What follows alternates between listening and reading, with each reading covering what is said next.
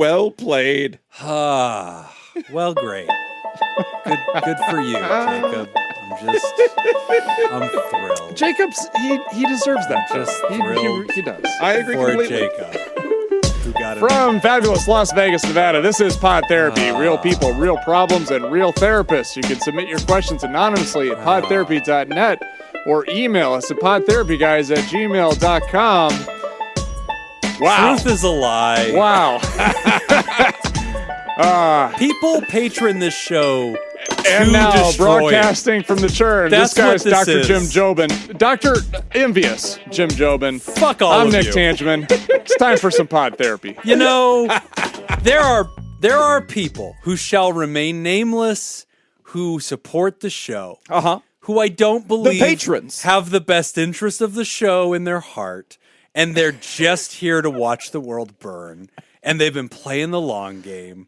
Just playing the long game, floating along, waiting for the day to fire a shot through the heart of this podcast, as happened today. Are you referring to yourself as the heart of this podcast? I consider myself that's the left ventricle, I feel. There's some, I don't know how anatomy works, actually. I'm way out of my depth.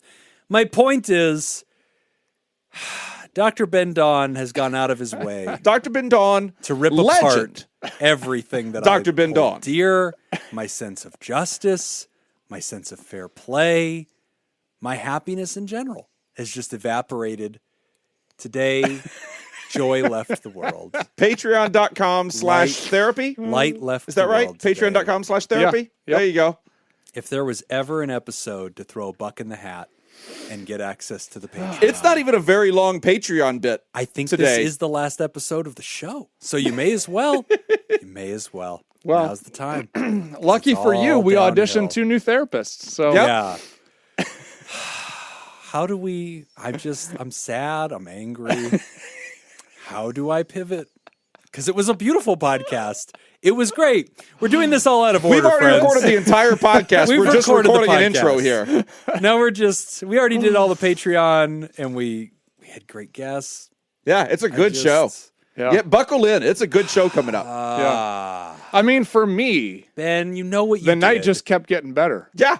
It really did. I mean, I think we're ending on a high note. It fell I think off so a too. cliff. I think this It is- fell off a cliff, and it hit everything on the way down. So anyway, Truth is a lie. To those of you who aren't on Patreon, I'll just let you know it was A gift-giving episode. Dr. Ben Don was in town last weekend and left us some gifts. And yes.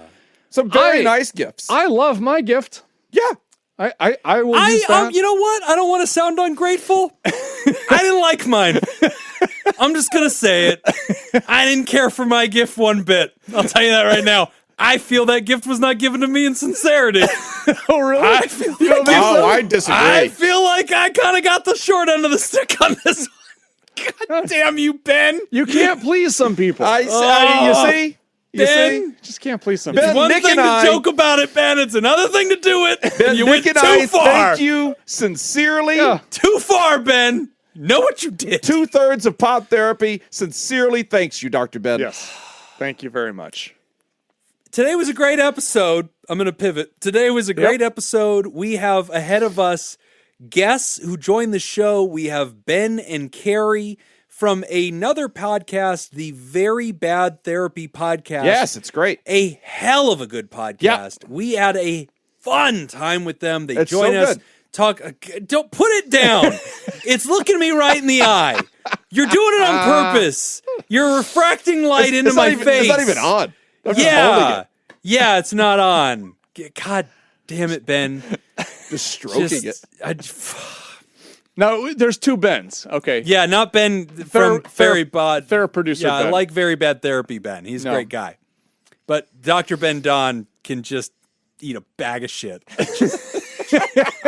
Big old bag, Ben. Big old bag. Our guests are wonderful people. Check them out. Very Bad Therapy Podcast.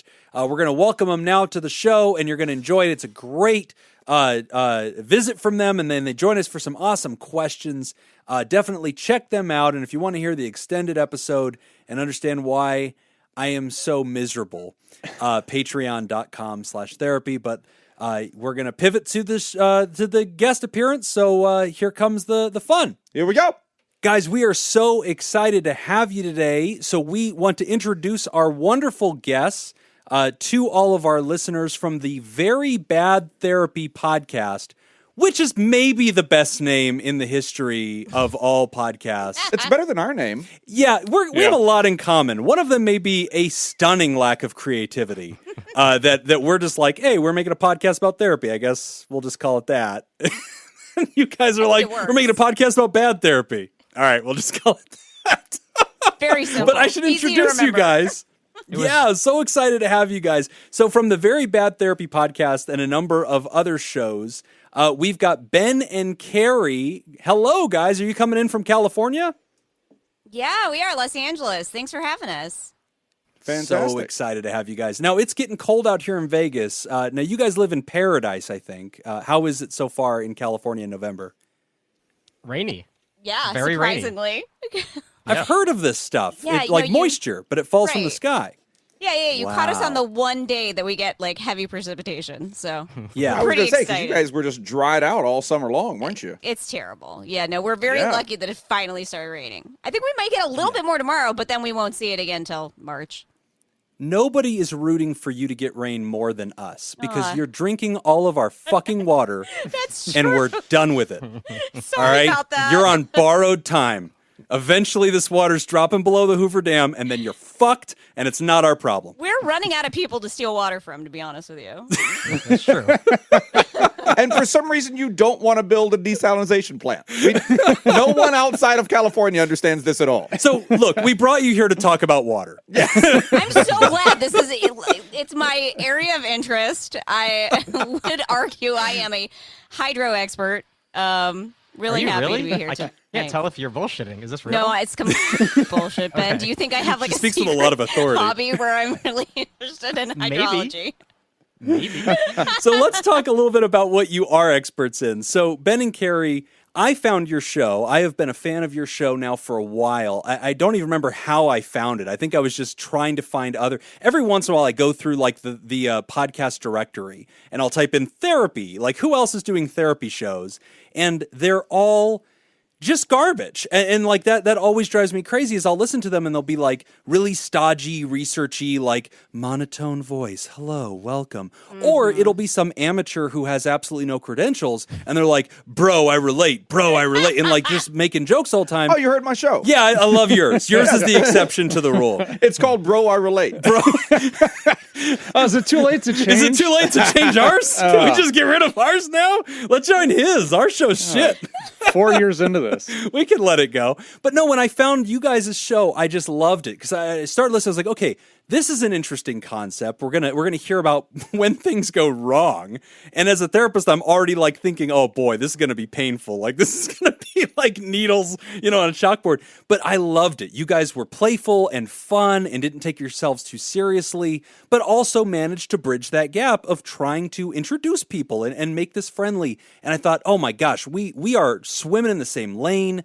I love this show. I love what you guys do. So let me start by just kind of orienting the general audience of Pod Therapy to Very Bad Therapy. They're used to our very bad version of therapy, but you actually made a show about it. So guys, tell us about your show. Tell us about your podcast. Tell us about the story of it. What is this all about? What's your project? Yeah, so fun fact that you may not know, we actually initially tried to name it Very Pod Therapy. But then we were worried. That is a straight lie. We were worried about the desist letter coming from Vegas. So we settled. Ben, you've got a for good Very poker Bad face. Therapy. Thank you. No, Carrie and I were both in grad school when we had the idea for this podcast. And we were learning so much about how are you supposed to do therapy correct. And we would watch all of these videos that our professors would show us about master therapists doing sessions with actors or with people at conferences who are all too eager to go up on stage and demonstrate that they knew how to be a perfect client. And we know from plenty of research that therapy does not always work. So what happens when it doesn't work? And it seemed like what we were hearing is the client is resistant or the client isn't ready for therapy. Oh, right. But I looked around in my grad program. I know Carrie looked around in hers, and you go in the therapist Facebook groups and you think there's got to be some bad therapists out there that are just potentially, they are responsible for what happens in therapy as opposed to the client. So we said, let's talk to the clients. What happens for a client when therapy fails? And it's been fascinating because sometimes it turns out it's just a bad fit, and other times you have therapists who engage in wildly unethical behavior that we can get into later. Yeah, I love this idea so much. This is really great. 'Cause we honestly get emails probably one a month ish that is just, I went to therapy and I hated my fucking therapist more than anyone I've ever met in my life. Here's this crazy thing that happened to me. We're going to start forwarding those to you. We should. I definitely relate to the idea that, and I hear this all the time. So my area of expertise is substance use and addiction. And so having done that for the last 18 years, having a lot of interns and stuff like this, I constantly hear people say, clinicians say, well, they were just being resistant. It's always the client. Or they're, and that just irritates me because I work really hard to try to explain they're not being resistant. They're trying to teach you something. They're trying to teach you that what you're doing isn't going to work with them. And but if you look at it as resistance, then I don't have to change as the counselor, as the therapist. I don't have to change. You have to change what you're doing to meet me where I'm at. And it's very ineffective, and you lose so many people that way. Well, it's so surprising to me that, it was a shock to me when I came into the field that there was this instinct to kind of shirk that responsibility. And it was okay. The rest of the field was yeah, absolutely. It's not your fault if the client isn't getting better. It's not your fault if the client is, and it shocked me. And I think that's been a huge part of what we have enjoyed about the show is that turns out there's not a lot of places where mental health professionals will hear clients complain and take their word for it, I guess.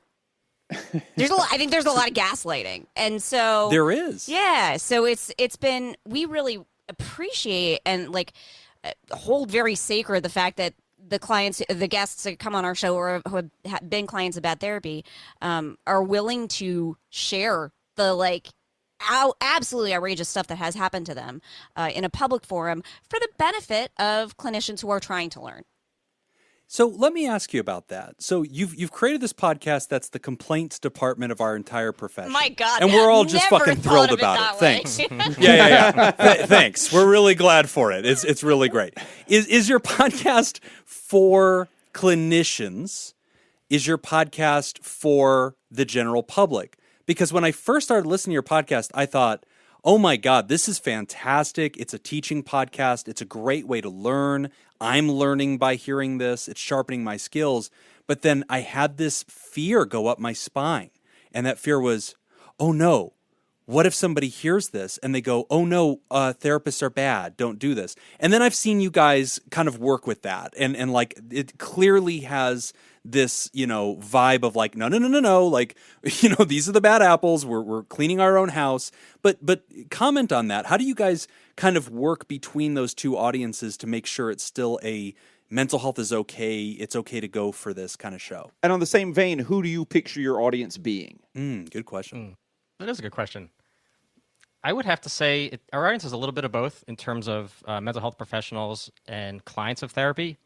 I don't think there's a significant percentage of our audience that's just lay people who are curious about it. I think the clients of therapy who listen to our show have had bad experiences, and we get tremendous emails from them saying how validating it is that somebody's talking about it, that they feel like maybe it wasn't their fault that it didn't go well, or that they're not alone in what happened to them. On the flip side, we get a lot of great emails and communication from therapists, but Jim, to what you were saying, the people who do complain that we're giving therapists a bad name are only therapists. And so you read my emails. Yeah.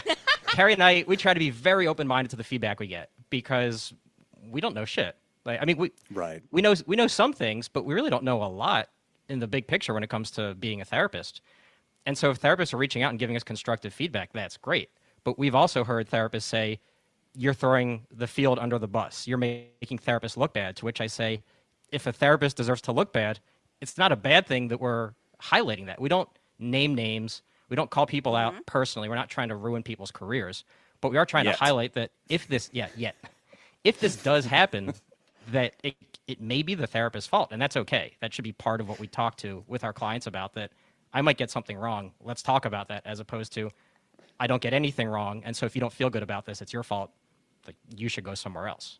Well, I mean, so what I'm kind of hearing here is that the therapists are not taking accountability for the client not making progress, and they're also not taking accountability for you pointing out that they're not taking accountability for the client making You're progress. on the wrong fucking team, Nick.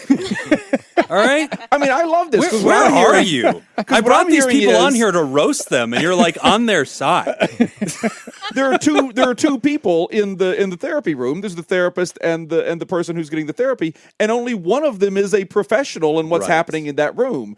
And to say that it's never the fault of the one person who's the professional Right. seems a little foolish. Right. And I mean, it's just shining a light on that. This is great. This is great. Yeah. It's a little And sketchy. to highlight more. Oh, go ahead, Carrie. Go ahead. No. I'm just saying it's a little sketchy, right? And that's the thing is like, Yeah. that's the one person who's never. That's a very interesting predicament to find yourself in as a client, and that's why I hope that the clients who do find our show, I hope that more clients of therapy do find our show, because I think that the one thing that we genuinely hope that clients take away from our show is how much leeway you as a client really do have to dictate your treatment in the room. You should not be a passive recipient, and the thing is, we want clients to know it is okay to speak up in therapy. It's okay to tell your therapist, hey, that landed wrong, or I don't feel like we're doing this right, you know? Yeah, I appreciate when you wear pants, like just feel like it's professional. Yeah. And All right. it would be nice. Agree to feel more- disagree. We haven't heard This that is yet. my office, and you know what? It was in the informed consent. You signed it. It's not my fault you don't read paperwork. Yep. But no, to help our audience also appreciate a lot more of what your show does, your show does a huge variety of things. So, yeah, the central thesis of your show is, yep, we're going to unabashedly open up these cases. We're going to hear from people, and then we're going to digest it. But what your show also does is you bring in an expert from the field to then reflect and kind of case study what they're hearing and say, okay, here's what went wrong. Colleagues, here's what you can do differently. People that are out there, clients that are receiving this, let's empower you. Here's how you could have spoken up. And you teach everybody that's listening, from third-party experts as well as both of your dynamics coming into this, to constructively come together and make a better therapy product. And that is only one of the things that you do in your show, because also in your feed for your show is a lot of really great stuff for aspiring professionals. You teach them about how to find grad schools. You take them into the weeds of how to select theory and expertise and disciplines, how to navigate the profession. And Ben, you've even launched a whole new project that's just teaching people literally lessons in psychotherapy. Again, Ben, terrible at naming podcasts. I mean, it's just, it's impressive how lazy these podcast titles are. If you write a book, I'm pretty sure it'll be called Book About Therapy. Says the pod therapy guy. All right, look. Thank you. Pot Thank you. calling kettle black. Pot calling kettle No, black. The Jim, theory is we're all really uncreative people. You're right that we do a lot of various things on the show, because I think it's very easy. There's so much subjectivity in therapy. It's impossible to say what is good therapy. I think it's easy to say what is bad therapy when it's very clear. But there's so much subjectivity that it's almost too easy to just tear things down and complain and point out what's wrong without offering some kind of a solution. And I feel like the discourse in our field sometimes drifts in that direction, where we're just shitting on everything. And the reality is, if we're going to deconstruct things, we have to build them back up better than they were to start. So we try and not just say, okay, this is what it's like when there's bad therapy, but also, who's the smartest person we know to come talk about this? It's rarely us. And let's hear their perspective on how our client's story, not our client, but the guest client, how that could have gone better, what the therapist could have done differently, just to learn from it. And then we do various other things, and I think mostly we don't take it too seriously when we can get away with that. Because if you can't laugh in this field, I think you just end up crying a whole lot. Oh God, yeah. You bring up a good point. when you're starting, and I don't know how you guys felt about this. So in a second, I want to ask about each of you professionally. I want to learn about what are you? What do you do? What's your background? Where are you working? But I know for Nick and I, when we started this show, we had to go through a very transformative process personally, because we had to ask ourselves hard questions. Because when you're on a microphone and your stuff's going onto the internet, your colleagues are going to hear it. Mm-hmm. Your patients could potentially hear it. And so you've got to ask yourself, how will I showcase myself? How raw, how real, how silly am I willing to be? Am I going to drop potty words? Is that going to affect somebody?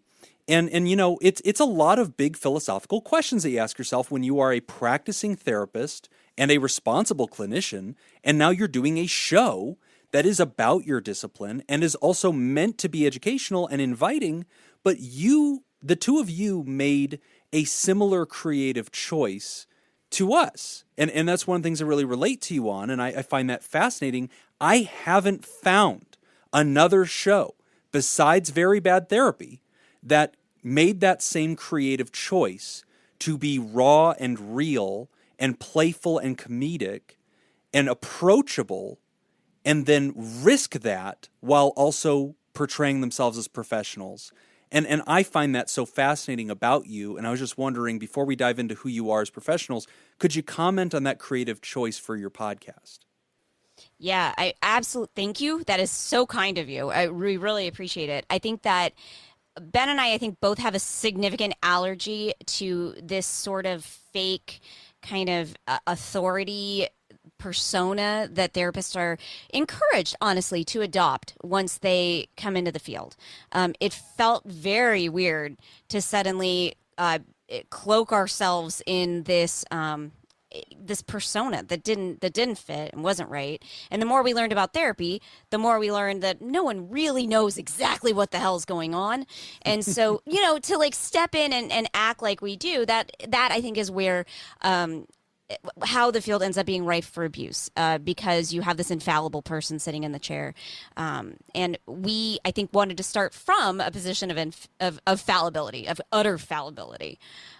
Because I'll be honest, for me, a huge part of why I wanted to do this show in the first place was because I genuinely thought I could learn all of the ways other people do therapy wrong, so that I would never do any of those things. That was absolutely my ulterior motive. This was all about me, not fucking up. And smart. Which is kind of smart, honestly. Yeah. Thank you. I mean, How'd it go? I thought, it didn't go well. It didn't go well at all because of what we learned about that. There's just 3 lawsuits and a board of examiners meeting later. Exactly. Yeah. There's an infinite number of ways to fuck up. And that's been the beauty of it, is that we realized that actually it's not trying to prevent yourself from making mistakes that's key. It's how do you recover? How do you repair that relationship in the room? How do you take feedback? How can you get to the point where you can hear feedback and adapt and nurture that relationship with somebody that you've kind of hurt? But I think that for me, it was very important to me to I never try to come across as anything other than what I am, because that's just too much to fake. It gets exhausting. So I think that Ben and I was just really lucky that Ben wanted to do this show and also was okay with being like that in public. So it worked out for us, I think. How about for you, Ben? I agree with everything Carrie said, and I'll just throw in that by nature, I just run a little bit anxious. And so the idea of having to know all of the things, to sit across from clients, to host a podcast, to be out in the world representing myself as some kind of infallible expert, like Carrie was saying, this is too much work. There's not enough books and trainings in the world for me to learn all of the things, to be able to sit down in front of somebody or interview a guest on our podcast and feel like there's not going to be moments where I'm going to have to ask, so help me understand because I'm not getting what you're saying. That happens to me all the time as a therapist. And I think it's a good thing because you're telling clients, I don't know everything about you from the start. Please tell me more. Same thing with the guests that we talk to on our show. They are looking to relay their story oftentimes because they want to do good with it. They've had a shitty experience and they feel like they can turn it into something positive by advocating for people who may not have to go through that later. And if Carrie and I sit down across from them and say, I know exactly what you went through. Let me tell you about your experience. We don't have a show because people are going to listen and they're not going to want to come back on, or they're not going to want to email us and be vulnerable and say, I'd like to share this traumatic experience I went through on your show. They're going to say, fuck those people, basically, and rightfully so. And one of the things that I love about your show, because when I first started listening, like I said, I first started with curiosity, and then I had some fear, and I thought, oh no, they're going to scare people away from therapists. But then I realized the juxtaposition you had created, because you were, yes, talking about bad therapy, but you were both therapists, and you were revealing yourselves as approachable and authentic and human and fallible and honest and willing to take feedback. And so a listener who may listen to the story and go, oh my goodness, therapists are bad, that was a bad story, they're also meeting Ben and Carrie, who are perfectly approachable, and they're getting a feel for that and thinking, well, I could talk to them though. And that counterbalances it, right? And then they go, okay, look, this is a discipline like any other. It's self-correcting. And these are examples, living examples, whose voices I'm learning to trust and I feel are approachable, which was our gimmick too. We wanted people to feel like, hey, if these guys are therapists, I could talk to therapists. This is how they talk to each other. They're playful, they're honest, they're easy to talk to. And it seems like you guys have captured that same spirit. And on that note, I want to talk about you professionally. I want to get to know each of your backgrounds. One of the things you do in the show is you often start off by discussing whatever's going on in pop culture. And you've been talking a lot about Steve Carell's The Patient. And I refuse to watch it because I'm on Team Carrie, because this shit is terrifying and horrible, and my anxiety will not let me do it. And as I listen, I'm listening to Carrie go, yeah, I want this to be over. And I'm yelling through my phone. I'm like, Carrie's right. We should just watch Disney because that's all I can handle. I cannot handle this shit. And Ben's like, nah, I like this thriller shit. I'm like, Ben, how long have you been a sociopath? Because, So we can build an exposure. You guys hierarchy. always start with that kind of stuff. So, but tell us about you. Tell us. That's another thing I love about you guys. I love you guys in so many ways. I'm also very annoyed with you. And the reason I'm annoyed with you is because both of you work way too fucking hard, and you're setting the bar way too high. You both have like 8 projects. You've done like huge things. You're like launching universities and shit. And like I forget to take out the trash on Fridays. And so I have this huge inferiority complex listening to your show. But tell the audience about you both professionally, a little bit about your background, what you studied, if you have a discipline, and also your side projects, some of the things that you're doing professionally. You go first, Ben.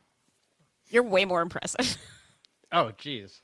Well, that sets the bar unreasonably high for somebody who just described himself as not knowing shit. Right. Well, yeah, you just got to keep counterbalancing like that. You'll be fine. He just spent 5 minutes telling us how he doesn't know anything and he's anxious. So you're like, go first. You're awesome. So I'm the president of the American Psychological Association. No, I'm just kidding. Not true.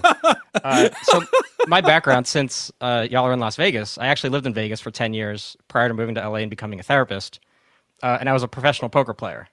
So I think awesome. That's always fun to throw in when I'm talking to fellow Las Vegans.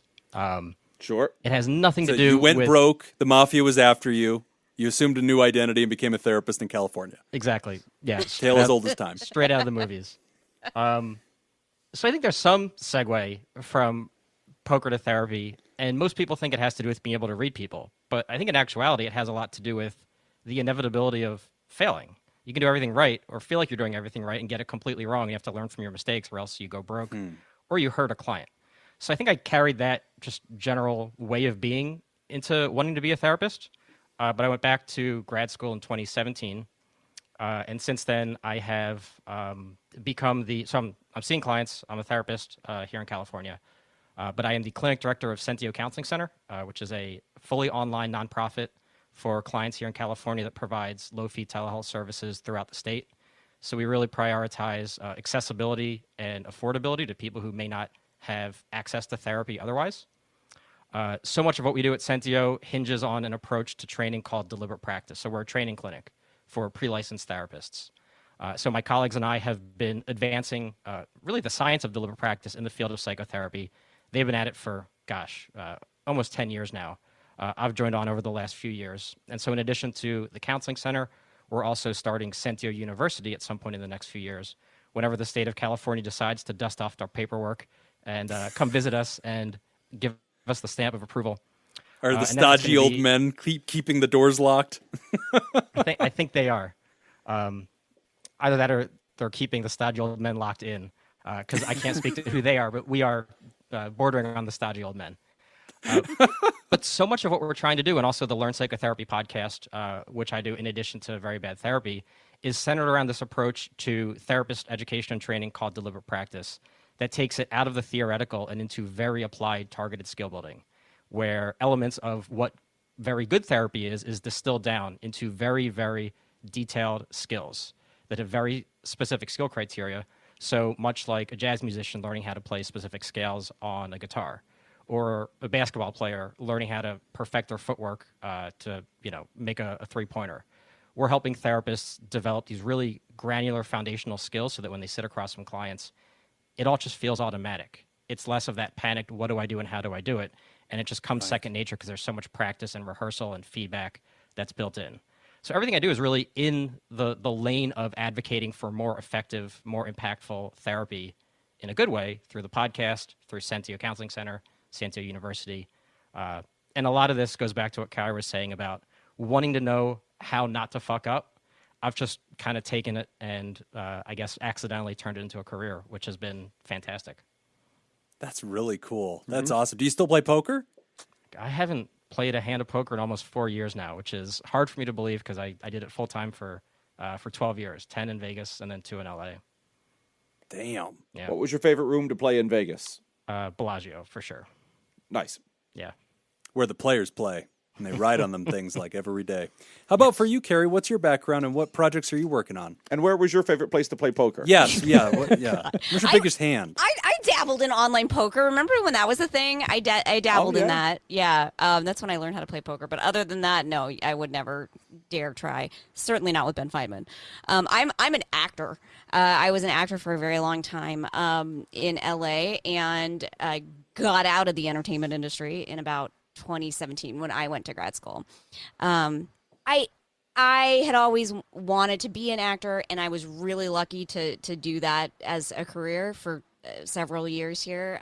But at the end of the day, it's not the lifestyle for me. So I decided to pivot, as they say, and my brother is a psychiatrist, and so it was kind of through him that I started thinking about, maybe the mental health field or whatever. So, and I'm so glad I did, because it's been absolutely life-changing and completely world opening. And I'm so passionate about this field, and I'm passionate about what therapy can be. And I do love therapists. I think that's part of why the show means so much to me, because I think that therapists are such amazing people and tend to want to do great things for other people. And then once they get into the field, there's not often enough support to help them get there and do that. And it's so, yeah. But part of my, I started a coaching business when I was in grad school for folks who want to become therapists, marriage and family therapists in California. And so that's MFT California. And I still am doing that. I graduated from my MFT program.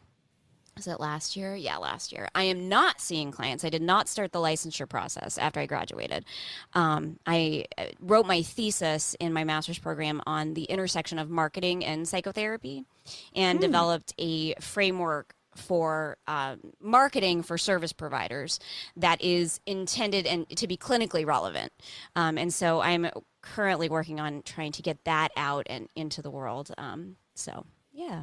Very cool. Yeah, I've seen your MFT California program, and you've also referenced it during your deep dives on how to navigate grad school and different. Because at one point you were saying one of your deep dives, you were literally calling every grad school in California and just basically creating a spreadsheet where you were just asking questions and navigating the weird broken process and sitting on hold with people. It is an utter nightmare. And I think that's, I honestly, not to toot my own horn, but I don't think anybody in the state of California knows as much as I do about all of the programs.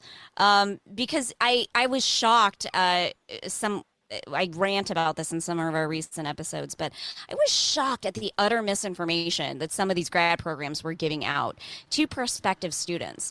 It's very confusing. It can be very confusing to become a therapist, especially if you don't have anybody in your life who has gone down that road, to try to parse the licenses and degree programs and state licensing and portability and all accreditation, all of this shit. It's a lot.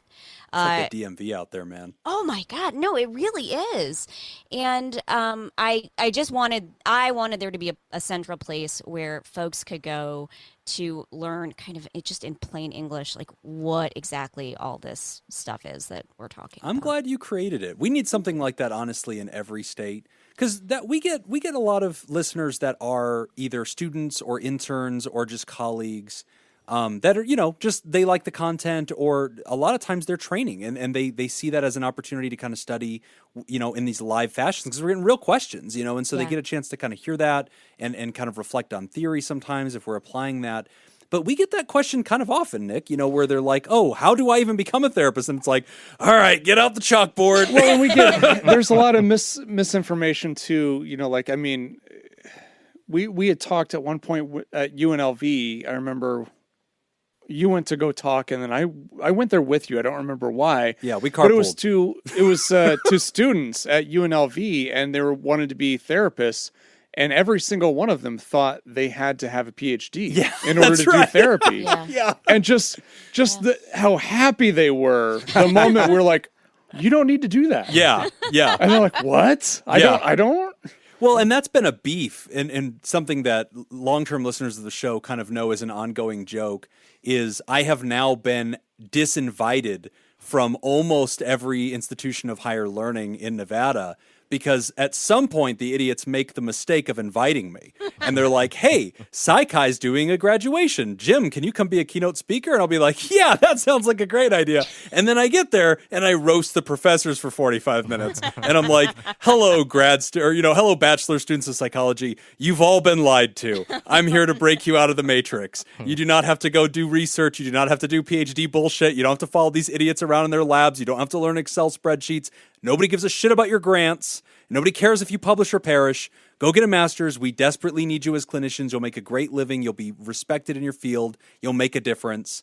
Hallelujah, amen. And then, I never come back. But it's profound how many undergrad students have no clue how to become a therapist. They've never been introduced to it, and they're literally majoring in psychology. Mm-hmm. And they're just being actively misled at some point, which leads me to a couple of last questions that I want to wrap up with about your show before we dive into fun questions that our people have sent in. They thought they were only getting 2 therapists. They're getting double for nothing, okay? Everybody's just getting discount therapy up in here. But I want to ask you guys, you've heard now for years all these horror stories, all these interesting tales.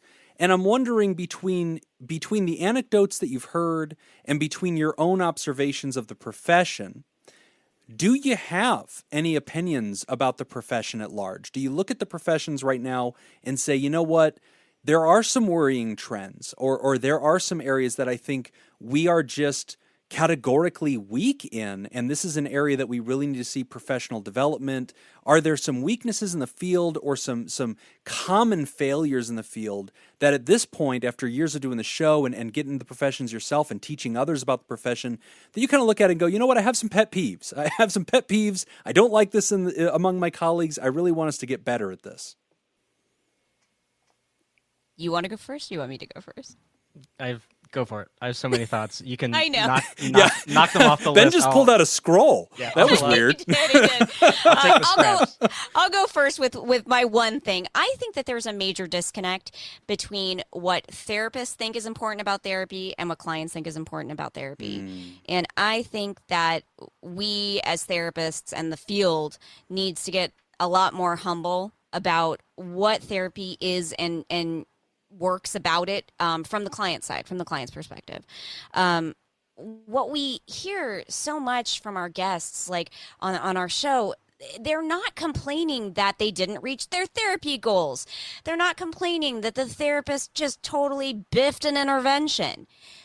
I mean, like their complaints they run from chronic lateness to really rude notifications of fee increases, all the way up to absolutely egregious fucking ethical violations. And you wonder how these absolute psychopaths got licensed. It's, and that's what clients are being affected by.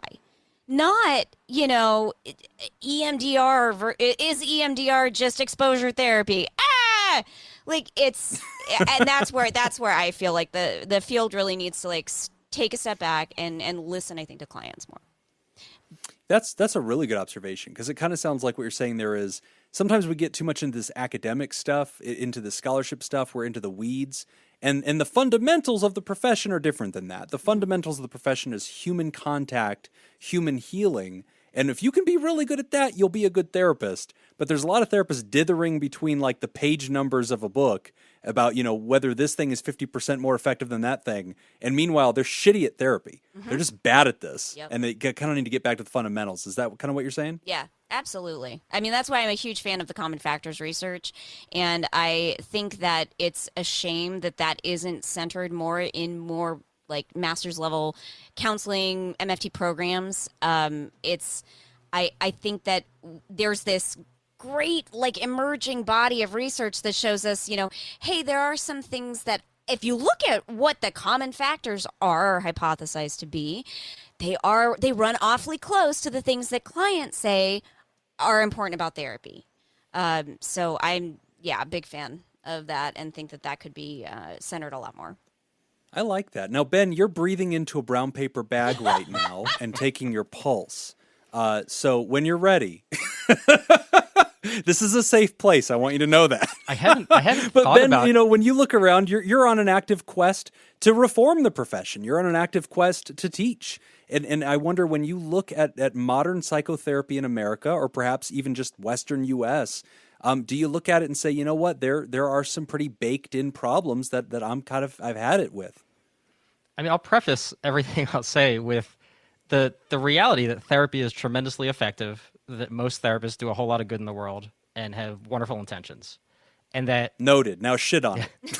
And that trying to change the field for the better is not because it is a colossal failure, but because there's always room for improvement. But I think my biggest pet peeve is that while confidence is great and important in our field, overconfidence can be so harmful to clients. Carrie and I hear this all the time. So I am a research nerd, and the findings that I am most drawn to, and as far as I know, they are pretty conclusive despite so much research in our field being unreplicable. For one, the overall effectiveness of psychotherapy has not reliably improved in at least 45 years, if not longer. That we can't conclusively say that specific models of therapy are what drives client change. That we can't say that experience makes therapists better. We don't know what makes therapists better. My chips are on deliberate practice, right? That's what I'm betting on as making therapists better. But as a function of experience, there is so much research that shows that therapists don't get better solely from seeing more clients. So despite that, our field is so confident in so many things when in 10, 20 years, we'll look back and say, oh, that was just a passing phase, right? I'm trained in EMDR. I like EMDR. It's effective. It's as effective as a lot of other things. But in the training I went to get certified as an EMDR practitioner, I raised my hand and I asked, so what happens if a client says this isn't working for them or they don't want to do it anymore? And the response was, keep doing it. Instead of waving your hands horizontally, wave them diagonally. I swear this was the response. Solid. Do it harder. Do it harder. Do EMDR harder. It's insane. There's no way that is the right answer across the board, but that's what we teach people because it sells, because we come into this field and it's so subjective and so ambiguous that all of us just want to grasp onto something that makes sense. And I think there's a risk that it leads to this overconfidence that brings clients into our podcast where they say, this wasn't working for me. I told my therapist and they said X, Y, and Z. They got defensive. They told me I was wrong, etc. Is that always going to be the therapist's fault? No, but a lot of times we just need to listen to our clients and pivot because we fundamentally don't know how therapy works. It's a young science. We're going to know so much more in a decade, in 50 years, in a century, if we're not, all just doing cyber AI therapy. So to have some humility when we're with clients, and that's why I say, I don't know what the fuck I'm doing, or I don't know shit, because what I know now compared to what the field will know in 50 years is nothing.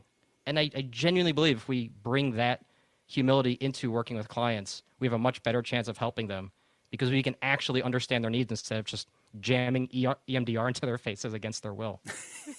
It's interesting. Listening to you, Ben, reminds me of a very important figure in our field who was saying some of these things a long time ago, and they were quite radical at the time, and that was the great Carl Rogers.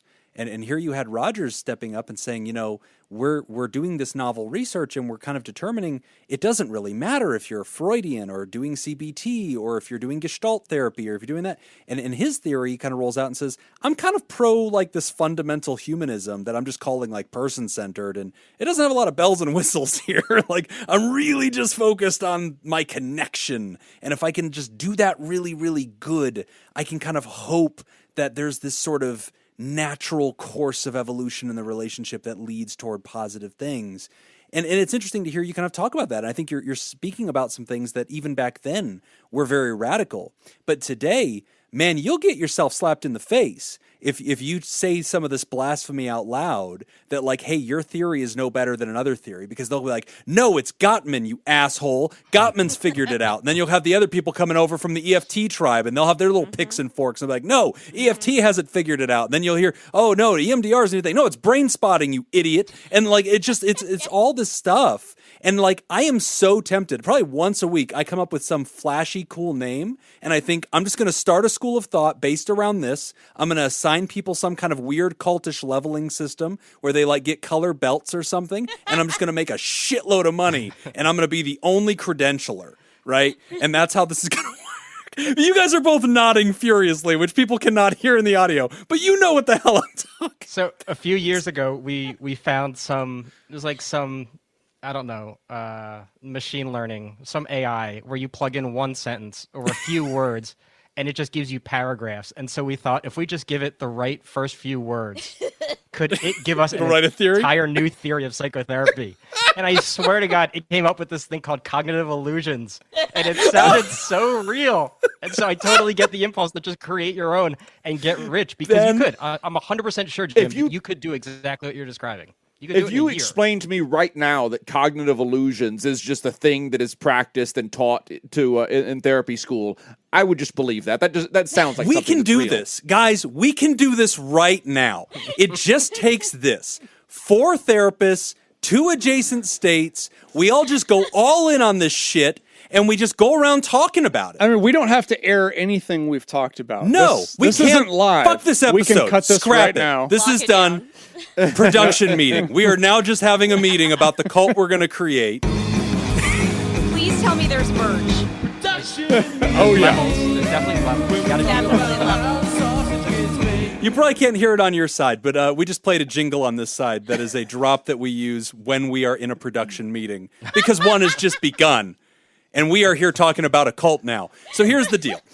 All 4 of us, we just go to different places. We talk about this as if everybody is doing it, okay? Yes. And we just constantly appeal to authority. Everybody's saying, right? And then we just back each other up on it. But we never detail the theory. We always just ambiguously say words. And then when people go, I don't think I'm getting it yet, you look at them and you say, exactly. Exactly. You're not supposed to just get it. You think you could just get it? What? You're a Padawan. You're a level 1 lightsaber, bud. You're at blue. You got to upgrade to the green, which is $500 in 3 weekly installments. Yeah. Let me understand what happens when. Let me tell you what happens if everyone just gets it. We're out of a job. That's what happens, and that's the best. That's what we're striving for. We're striving to put ourselves out of work here. And if everyone can just understand this, then everyone will be fine, right? And everyone will get a lollipop. That's right. And there has to be like a special mountain where we came up with all this. So it has to have been revealed to us, or we have to claim that Not we were just Mount Charleston. let's just do that. People don't know about that. It's fine. We were all having a conference up there, and then we realized, what's wrong with psychotherapy? There's not enough cognitive, what was it? Alliteration? Illusions. Yeah. Ooh, cognitive Guys, I'm down with alliteration. it. That sounds good too. Hey, that sounds Well, that's so good. level 2, Ben. We got to tease it, but we right. don't reveal it. Okay, we tease it because once everybody's already got the full certs on level 1, roll out level 2, baby. Intuitive alliteration. There are so many colleagues right now listening to this who are rolling, who are like, God damn you, that are looking up at their wall right now with their Gottman level 2 certificate, Yep, and they're like, exactly. fuck all 4 of you. Exactly.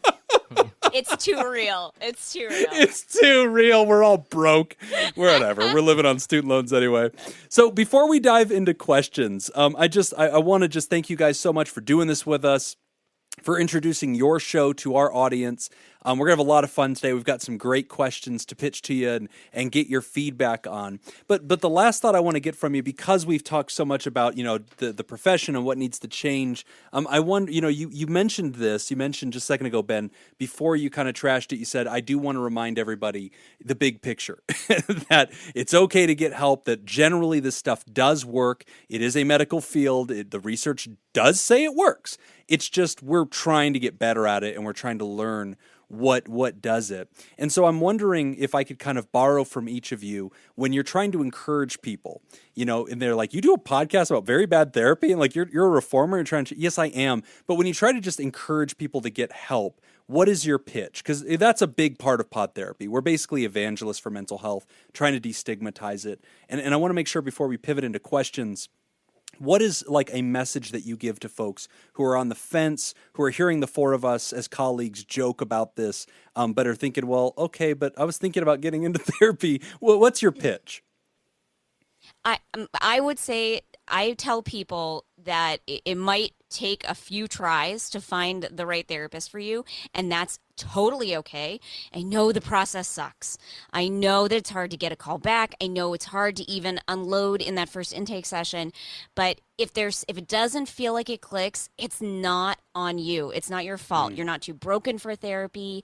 I've heard so many people say that like they met with a therapist and then they referred them out because they couldn't, they weren't appropriate, it wasn't a good fit or something, and the clients will turn this on themselves and say like, I was too broken for this therapist. And like, no, that's not, you're not too broken for therapy. There is a right fit therapist out there for you, whatever it is that you're looking for, and just keep trying, but also have the like autonomy and the self-confidence, I guess, to say this does not fit for me. This doesn't work for me. It is okay for you to say that. That's what I want people to know more than anything. I love it. How about you, Ben? What's your pitch? So I would say therapy is more effective for mental health challenges than ibuprofen is for headaches. Citation needed, but I have read that somewhere. I just forget where I read it. It is remarkably effective. And, the 4 of us have talked about not being too directive, not being too hierarchical, and telling clients what to do. But the beauty of therapy is that however you feel like therapy would work for you, you can find that. And you can find that before you pay a cent. You can find that by looking at people's websites, by having free consultations, by just Googling what you're looking for until you find it.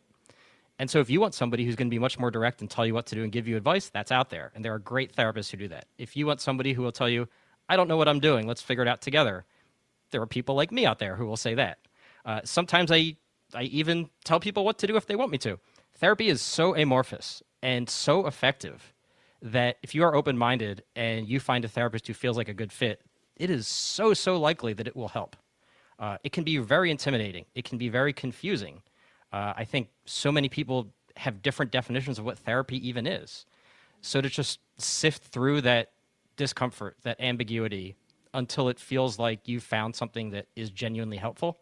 And eventually you will find that because, like Carrie said, there's a therapist out there for every client. I do truly believe that. That's awesome, guys.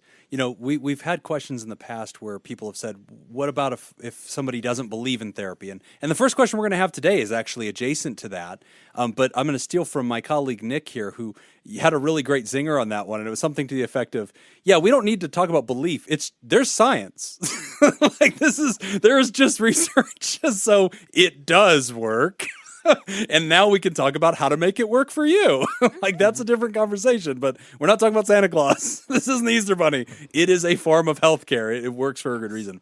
Well, guys, I'm so excited to share these questions with you guys today. Thank you for joining us. Let's dive in, and we'll take some trivia breaks in between some questions, but let's keep the momentum going on this topic of pitching therapy to people, which I think warms up for this question. And I'm going to read our first one today, and our first question is titled, Confronting Anti-Therapy Attitudes, and it's from Sarah Boyle, one of our friends, a longtime listener of the show, who's actually responsible for naming our fan club, I think. She's the one who came up with Theropods, so good for her. Here's the question.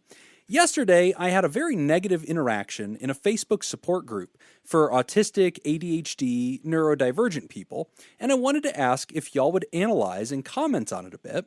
My initial post was a bit of a vent/rant about my husband, who has previously been diagnosed with chronic anxiety and is currently nibbling around the edges of an ADHD diagnosis. His symptoms have been bad recently, and it has resulted in some frustrations for me. I was particularly complaining that he had refused to explore any kind of solution that involved a doctor, a therapist, medications, etc., because he's tried those things many years ago before we'd even met and had bad experiences. As someone with numerous bad medical experiences myself, though, I have sympathy for his feelings about that. Someone responded with a rant. I won't name and shame, as that is not the point here, but I will repeat some of those words. It was me. It was Jacob. And Jacob said, my wife... Credit where credit is due. Yeah, citation needed. My wife coerced me into therapy and medications. It is abusive, disgusting behavior that I often see women encouraging each other to do on the social medias. If you don't comprehend concepts like liberty, autonomy, and respect...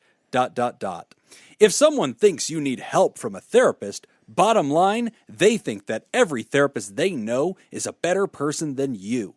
They think you're less competent about your own life than a complete stranger who knows nothing about you. That shit cuts pretty deep. To realize your partner never trusted you, even as a human being, to walk, talk, and think for yourself, and overall, it means they think they're right and that you're wrong. That is a person who who's never been on your side and will sell you out first chance they get. And frankly, I'd be suspicious that they're trying to set up a paper trail for the divorce. Like, oh well, you know, he's been to therapy. Back to the writer. Now, in fairness, when I wrote that, I had a different tone in mind when I wrote that. And there was many emojis in there, which really told an extra layer to the story. The thing that really bothers me about this is that Jacob doesn't know how this ends. Yeah. And I do. Yeah. Let's get there. So if Jim sent the emails to me this week. Yeah. I actually have it in front of me. Okay. Yeah. I'm still making the jokes. No, that's not what I'm talking about. So, if you could even remotely begin to unpack that, I would appreciate it. Also, I let my husband read the entire thread and he immediately said, block this dude, and then went and got a referral to a mental health professional and today. It worked. Yep. That's what bothers me. Yep. Thanks for all you guys do. This is the jingle. Just been life coached. You have been life coached. And he went to see a mental health professional. Thanks for all you guys do. And Dr. Jim, we need to reschedule that dinner that we had to cancel at Scoop Fest. Regards, Sarah Boyle. So big question here about online people just saying, hey, therapy's toxic, it's bad, it shows distrust. If somebody's trying to tell you to go to therapy, they don't respect you, they think you're dumb. Like, Nick, let's start off with kind of challenging some of that thought. What do we say to something like this?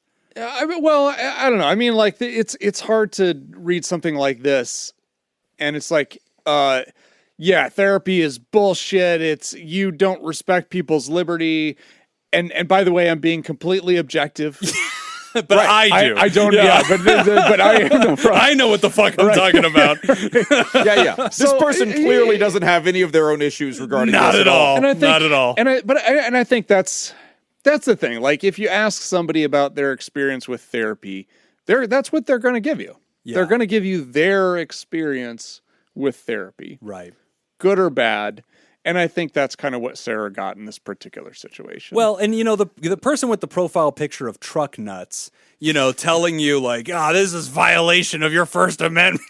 Right, chill the fuck out here, vigilante. Like, this is, but I love it. Here I am on the internet saying I need some mental health advice. I'm looking for support, and people shouting you down on a mental health support group saying asking people to get therapy is toxic and abusive, which, look, I think the four of us have probably all seen mental health be weaponized. Okay, that's so probably a thing. Let's start with this. I know abusive. If there's one guy who does. Yep. Could we start with steel manning this person's argument? Let's do that. Yeah. So let's defend them for a second. This person obviously had a very bad experience with therapy. Right. Okay. In that person's experience, let's give them the benefit of the doubt. Maybe it was used as a manipulative tactic. Good point. Yeah, maybe it was. However, again, like it can come down to that, I suppose. I mean, it's easy for someone in that position to interpret it that way. Right. Right. It's easy for me in my position. If my spouse says to me, you need to get therapy or else I'm leaving you. Right. It's easy for me in that position to be like, you wanted to go anyway. Right. This is just your excuse. True. And blah, blah, blah. And so I see how this person got to that point. Yeah. Not going to say that I think they're right, but I can validate that experience. But it is just that. Right. It is just that person's experience. So also, we don't know that this person had a bad experience with therapy. Right. We know that it seems like they had a bad marriage. They had a bad experience with a marriage. Yeah. And perhaps therapy was a part of that. Well, and I think that we're bumping into two different competing values. And Carrie, I'm wondering what your thoughts are on this, because we're talking about, here Sarah is, she's on a mental health forum, she's looking for support, and she's bumping into two competing concepts, right? Like, on one hand, I think we would all agree, yeah, we have lived in a world where, like, a lot of mental health has been, like, TikTokified, and, like, it's been turned into a cudgel, and it's been weaponized, and a lot of people have had labels and diagnoses thrown at them to basically tell them you're an inferior person and you need help, you're broken, your opinions are irrelevant. Mental health can be very invalidating, but at the same time, we probably do need to confront that ideology running away from itself, because then people aren't getting help. Carrie, weigh in on that.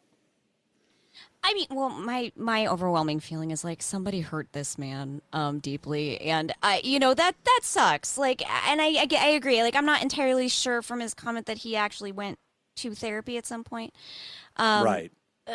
He says that he went to therapy because he was coerced by his wife into therapy and medications. Yes. Okay. And so, like, there is like this kind of, it's a double-edged sword, right? That like the therapy land has been kind of democratized. Like, a lot of the information that used to be held close by therapists is now on the internet for anybody to find.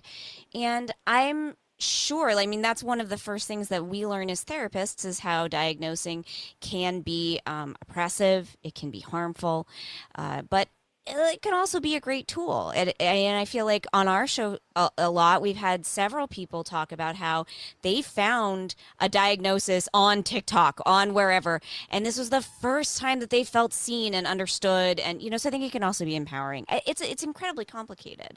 But some of the stuff, I'm not defending. Obviously, like, block the dude is the correct answer. Right? Yes, like, there's no question. When in doubt. Like, obviously.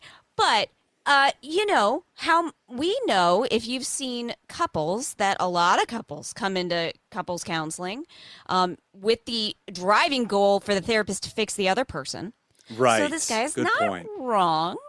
And I'm sure we've probably all been in the position at some point where we have a family, a child client coming in, and there's definitely a desire for there to be a paper trail to present to a court at some point. Like, that is a thing that does happen. He's not, like, these are not completely outlandish accusations. But I think that the whole rant just sort of kind of speaks to, what he knows about therapy is like the kind of caricature of therapy. And I do think our field doesn't do a good enough, like therapists in our field don't do a good enough job of breaking down these misconceptions. I think therapists should be on TikTok. Absolutely. I mean, I think that we should be talking about what therapy actually is as much as possible in plain English directly to people who aren't even our clients, so that folks like this don't get like so the wrong idea. But if we're going to do that, we have to come up with more creative names for our content. And I just don't have it in me. Pod therapy. Now, TikTok therapy? I guess that's it, right? Yeah. I think that's probably as far as we go. Speaking of creative names, Ben, what do you think?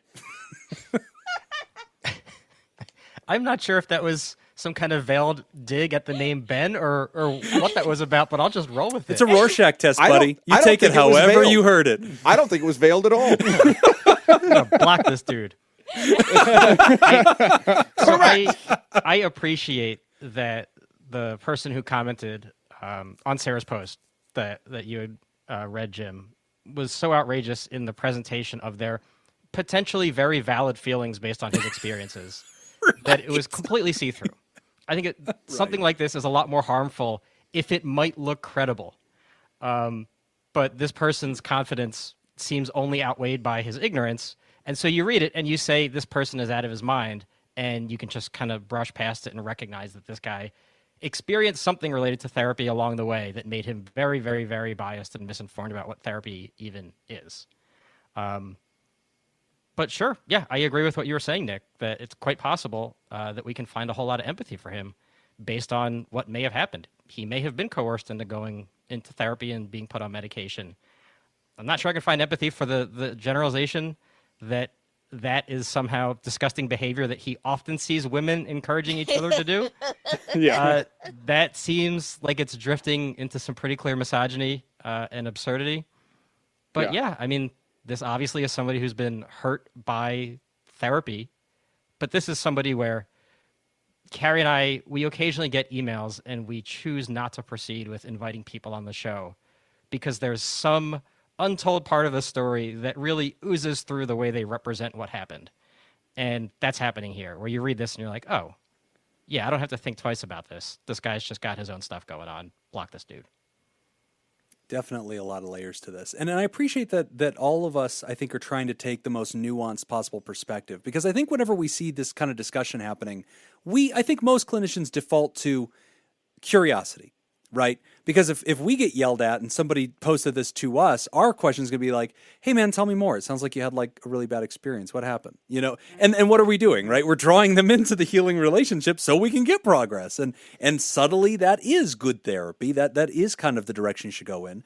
But I guess Sarah, my advice to you is if you're posting this out there, you're looking for feedback. And if somebody says, hey, my truth is therapy was a bad experience. And my truth is this was weaponized to hurt me. And my truth is that I've witnessed that be done to other people. I guess I would just allow them to be as entitled to their truth as you desire to be entitled to yours. Because your personal truth and your relational truth is, this is our story. This is what my spouse has gone through. This is how I want to support my spouse. And that is your truth. This other person fails to understand your truth. And that's unfortunate in a forum. Ideally, I would want them to say, well, I wish you the best. I hope you find answers that you're looking for. They might give you feedback that sounds like, hey, be careful, though. Be careful not to pathologize your spouse. Please be careful not to communicate inadequacy to them. Please be careful to validate them. If you're genuinely trying to help somebody who is suffering, that's one thing. But if you're just upset at them, and so you're using mental health lexicon to characterize them, that's dangerous. That would have been, I think, the higher level presentation of that case. Obviously, Truck Nuts didn't do a great job of that. It just becomes hostile and abrasive. Hold on. It's Dr. Truck Nuts. I apologize. I believe he goes by Dr. Phil Show now. some respect. Yeah. You got the bump. I do think it's interesting, though, that we don't see this to this degree in any other area of healthcare necessarily. Like a wife that's like, I'm really concerned about your family history of heart disease, so she coerced me into seeing a cardiologist. That bitch. You know, it's like, but I do think that like there's kind of this sense of like, hey, we're in this together. Your mental health is my mental health. I think we definitely see it in kind of the more out there healthcare treatments. We see it in things like acupuncture. What's the bendy doctor? Chiropractors. Thank you for knowing what I meant by that. They're the crackle doctors. No idea. I knew where he was going with that. Yeah. But I mean, you see it in that a little bit. Yeah. Yeah, I can see that. Yeah, I I don't agree. And look, I think these things come from a place of compassion. But yes, I think to validate the writer. Oh, this person obviously has a lot of thoughts on this and a lot of emotion tied up and in they're it. not. I think we did a good job of exploring that they're not entirely wrong. That sometimes mental health has been used as a weapon. We've all, like Carrie said, had a patient drag in a significant other, a family member, and say, "Fix them, doc." Get them. Well, it's almost tell them kinda why like- they're an idiot. It's like, no, I'm not here to do that. I definitely want to move on, but I guess my last thought, because you just made me think of it, is it's almost kind of has that conspiracy theory like origin in the sense that they don't come out of nowhere. Right. There's like one tiny nugget of truth, and then you Right. wrap everything else around it. Right. I kind of see the same thing in this, where it's like, yeah, I could see how this, that's kind of that little nugget of truth, but everything you've wrapped around that right. is your It gets perception, beyond that negative now. experiences, and so on Yeah. and so forth. So. Sarah, thank you for writing in on this. Thank you for being such a friend of the show for so long. Of course, we love you and your spouse, your wonderful neighbors in our community.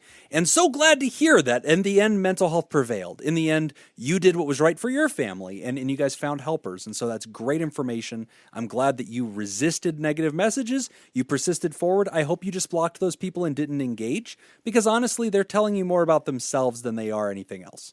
And if it doesn't that's work out huge. well, if your husband's therapy doesn't work out well, please don't tell us about it. Yeah, no, we don't need to know. It's Yeah. fine. We're just going to leave fine. it here and just say this is a win. It all because if it doesn't work out, that's really going to ruin the fucking vibe of the show. Sarah. Exactly. All right, we don't need Debbie Downers right here. You know what? Actually, if it didn't work out, it was his fucking fault. All right, that's what Very Bad Therapy wants you to know. No, Yeah. if it didn't doesn't work work out, we have a podcast we can direct you to. Oh, there you Exactly. go. If it doesn't work out, talk to our friends. Yeah. Drop us All right, line we're at going to take VBT a quick Podcast. break. That's right. You can be a deep dive guest. We're going to take a quick break. And when we come back, we are discussing anger management. You're listening to Pod Therapy. Today's episode is brought to you by Robert Brownie Jr., Ment, Kayla Lansbury, Cindy Ash, Kevin Chamberlain, Ben Stanley, Adam Hathaway, Myra, Liv, and Heyo. Heyo! All right, our trivia, our theme this week is song lyrics. I love it. All right. Fill in the blank. Kiss And this you guy. guys are playing, by the way. Kiss this guy. Final answer. Oh, he just goes in so Jacob, confident. have you learned nothing? All right, here we go. Kiss the sky. Here we go. Fill in the blank. If you'll be my bodyguard, I can be your long lost pal. I can call you blank, and blank, when you call me, you can call me Al. Fuck. Betty? If you be my Wait, bodyguard, Ben has an I can answer. be Go ahead, your Ben. long lost pal. Is it Betty? Any other guesses? I think it's baby. Okay, you're going to go with baby. I'm going baby. 90% of songs, Ben that's says the answer. Betty. You can call me baby. Baby, when you call me, you can call me out. What do you want? That feels right. Carrie, I'm going to let the lady go first. I'm a gentleman. I have no idea. I actually know that I don't know this song at all. I Oh, this is Paul Simon. It is. I'll bet you do know it. You just don't recognize it. It's Yeah. also maybe the best music video in all of music history. Featuring Chevy Chase. Chevy Chase is it's Yeah. Chevy Chase and Paul Simon sitting together, and every time the lyrics start, Chevy Chase just starts lip syncing it and won't let Paul Simon sing his own song. It is a great music video.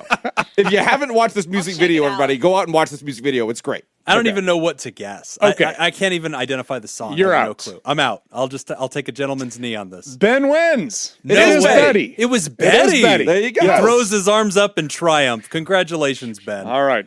Wow. Strong start. Yes. Yeah. Off Bonus- to a great start. bonus points. 1 point for the Very Bad Therapy team. Can we get bonus points for Jim, your earlier ludicrous lyric that we just like skip right past, but you threw that in there subtly? No.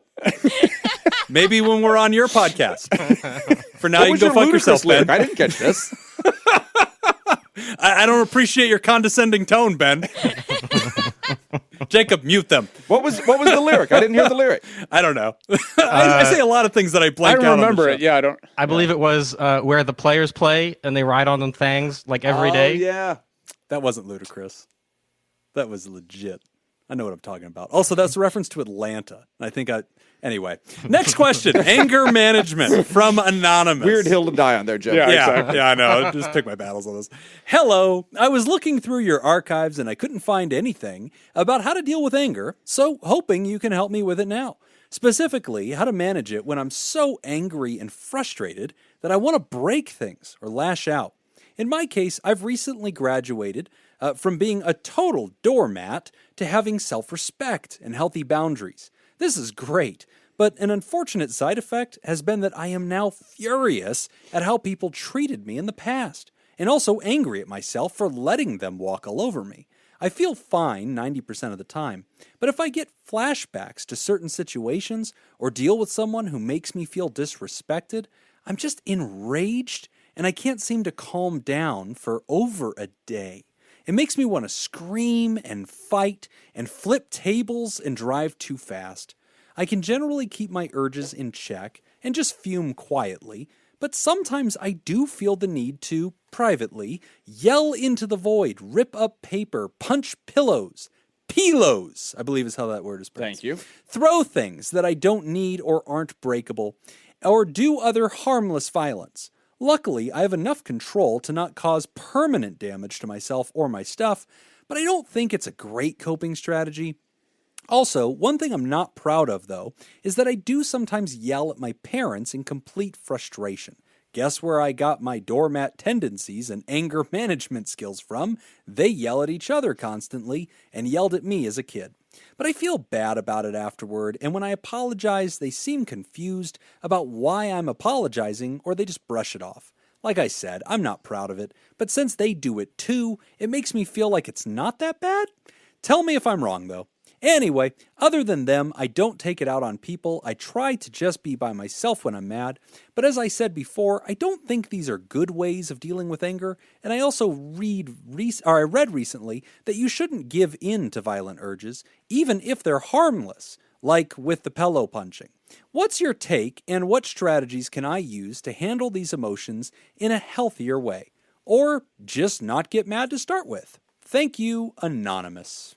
I relate with this. You punch pillows? No, I don't do that. But the part of it that I don't get very mad very often. But when I do, it ruins me for days. Okay, it simmers. I absolutely relate with that part of Anonymous's email. Yeah. It will. If I really get pushed over on something, which I mean, you guys have known me for a long time. Yeah, I don't doesn't get happen a lot. very angry very often. No. And we've tried. We've tried. God, Yeah. we've tried. Yeah. But I mean, if I'm truly just angry about something, it will really just fuck me for days and days. Yeah, he gets like that when he watches the Grammys, you know? Just every time there's a snub, he's just fucking right. holes in walls. That's right. I'm a little bit different in the sense that I'm a little bit more explosive, but then it doesn't last very long. You get it all out at once? Yeah. Oh, I can And be it's- both, though. I can be explosive, and then that ruins my week. That's not good. No. I mean, my thought on this, and I consider myself a little bit of an expert in this area. I've come a long way with dealing with anger to the point where really now the only time I really experience real anger is when golfing. Okay. Outside of that, I got this shit under control. Okay. That's why you went out and bought those new expensive clubs, because you were like, I won't break these in anger. Too expensive to break. Boy, was I wrong. A bank loan later, and I've learned my lesson. No, but so number one, I think anybody who's dealing with anger, the very first thing I usually advise them to do is you're not going to try to work on it in that moment. The best thing to do is you have to be able to leave whatever situation that is.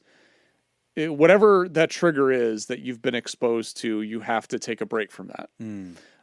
No, I do think that anger tends to be our way of responding to another emotion. Mm-hmm. So what's happening with the writer, so we're talking about how, they remember how they were treated in the past. Right. Okay, well, that has an emotion. Right. Right? Whatever that emotion is, the writer's kind of skipping over that. Yes. And going to anger. Right. Right? Now, so I think the path forward for this, what I would probably coach this person into doing is taking a look at at what is that emotion?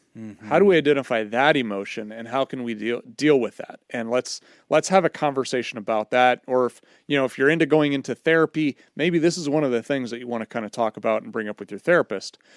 But again, I still think that's step 2. Right. Because when you experience that, now is probably not the time where you're emotionally stable and with it. Right. The frontal cortex isn't doing the driving of the Right. car. Your emotions are driving the car. So we should probably just find a way to remove yourself, get yourself to a calm position, and then kind of come back to it. And Ben, I want to come to you on this because it kind of sounds like when the writer's talking about, hey, for a long time, I had what I consider to be a problem, right? I was a doormat. I didn't have good boundaries. Well, you know what, damn it? Look out, world, because now I have self-respect.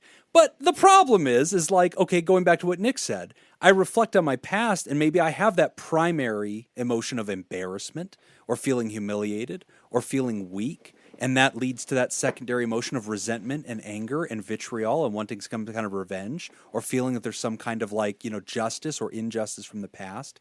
And this is, I think, a very relatable thing to hear about somebody who's gone through a personal transformation. And on one hand, I think we're probably proud of them. But on the other, this is now problematic for them. And they're not happy this way either. What do you say to that, Ben? It seems like progress. It seems like it's on the path of progress. It just may have overcorrected a bit in one direction, but that's not a bad thing. It just means there's still more progress to go. The question about, or just not get mad to start with, I mean, I have my feelings wheel pillow out on my couch, and anger is on there. You can't just shut it off. It's a basic human emotion that we all experience. And Nick, I'm guessing that for you, you didn't one day wake up and say, I'm good. I don't need anger anymore. It probably took time and intentionality to work on it and recognize that it was coming up and know what to do in those moments. So I think for this writer, there's a tremendous opportunity, whether it's in therapy with a therapist who can invite you to trigger certain thoughts and feelings that bring up that anger, or just when you notice it coming up to, like Nick said, step away, but also practice in that moment. What can you do to ground yourself to respond in a way that fits more with the person that you're becoming? Something like breathing exercises, something like a coping strategy that feels good. I don't think sublimating anger by hitting things is a bad thing necessarily, like punching a pillow. If that's your only go-to, I think that's a negative, because then when you need to actually confront the anger in a healthy way with other people around and you don't have a pillow nearby, you're going to punch the nearest pillow-like thing, which is probably like a person. So that's not great. But to recognize that anger is normal, anger is sometimes healthy and righteous and necessary, but also you have more control than you think in dealing with that anger, is just the next step toward the endless process of growth that we all experience in kind of corralling our emotions in those triggering moments. I like how A, you're normalizing it, and I think B, characterizing it as this is all forward motion. You're actually still growing, even if this is an inconvenient emotion, and you're learning now how to deal with this new experience of anger instead of doormatishness.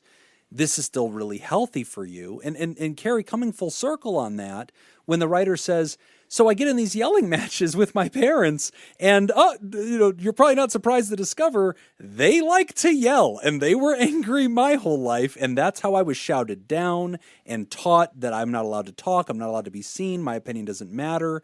Coming from, MFT backgrounds where we think about systems, we can absolutely hear a story like this and think, yeah, this is how you kind of breed doormatishness, and then you do go through a personal revolution. Now you don't know what to do with this anger because you've never had any training with it. You don't have a lot of experience with that. What would you say to the writer as they're kind of like wrestling with all these competing thoughts? Well, I think that it makes a lot of sense that the conversations, the trying to apologize didn't go quite well, because that's not the pattern, right? Like, obviously the pattern that has been established has worked, quote unquote. It's functioned for as long as it has been. So he's trying to change a pattern, or this. I don't know. Do we know it? They, yes. Are nope, sometimes we get pronouns. On this one, it's they. It is they. Okay, great. So they're trying to change the pattern, which is great, but it is going to be extremely hard in situations where people expect them to stick with the old pattern. So I think that that's, that's probably not going to be a very conducive environment to try out these new patterns for a while until they've gotten some better coping strategies and in different situations and are able to kind of resist getting sucked back into the same old pattern. Also, just wanted to throw out there, I do remember, again, citation needed. I don't remember where this was from, but I remember learning in grad school actually that activities like punching pillows, acting out like to kind of try to extinguish the anger, actually they've found serves to maintain, like you double down on the emotion and it serves to sustain it over a longer period of time. So they found that the screaming into pillows therapy, it was actually counterproductive. So that those kind of activities, while it's, yes, I agree with Ben, don't punch a person, but it's punching the pillow might actually be making it worse. So, I think what a lot of therapists will suggest in this situation is something like mindfulness, the grounding exercises that Ben was talking about, which can feel incredibly difficult in the moment when you do just want to punch something. But that might actually be a quicker path to where you're trying to get to. Absolutely. And, you bring up a good point. Like, hey, neurons that wire together, fire together. And, if we're punching things and acting out some of the rage, are we accidentally throwing a log in this fire and letting it catch fire? And maybe that's true. I don't know what this person's truth is, but I absolutely relate to the question. This last weekend, I went on a camping trip to Lake Havasu, Arizona. And it was a great time. Part of the activity was for the Boy Scouts, we had to do some community service in order to stay there. And so that was fun. All the boys went over. And we had to chop up these invasive bushes that were suffocating and choking out the natural reeds that were there. And so we're chopping and stuff. Well, the park rangers were there also working, and also different staff that work in wildlife and stuff and foresting.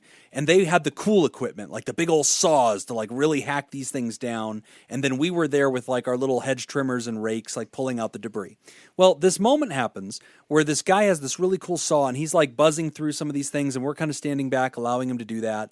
And while we're waiting, we've put our equipment on the floor, on the sand.